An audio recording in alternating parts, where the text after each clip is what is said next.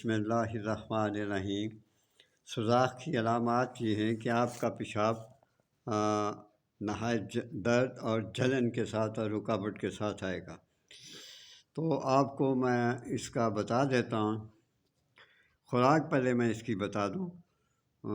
3 ماشا صبح اور 3 ماشا ہی شام ہمراہ پانی یا گاڑھا کلتھی کے ساتھ دے دیں۔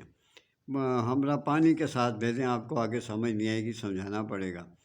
سب سے پہلے لکھیں سنگ جراحت، ہجر الجہود، پوٹاشیم کاربونیٹ۔ یہ تینوں چیزیں ہم وزن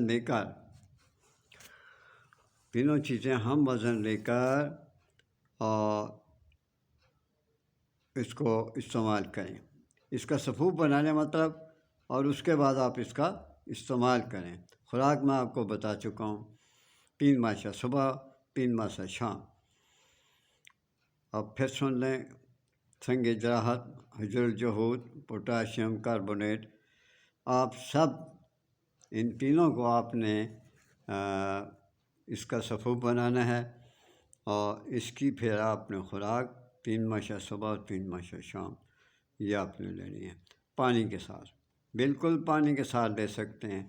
اللہ تعالیٰ آپ کو اپنی امان میں خوش و خرم رکھے۔ میرے لیے آپ دعا کرتے رہا کریں۔ انت بھلے کا بھلا، ہمیشہ کوشش کریں کسی کا بھلا کریں، کسی کا بیڑا غرق نہ کریں۔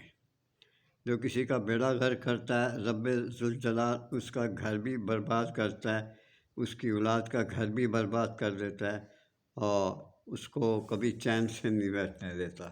یہ یاد رکھیں، جو کسی مخلص انسان کے ساتھ خرابی کرتا ہے، اللہ اس کو در بدر پھراتا ہے اور اس کی اولاد کو ذلیل الخوار بھی کرتا ہے۔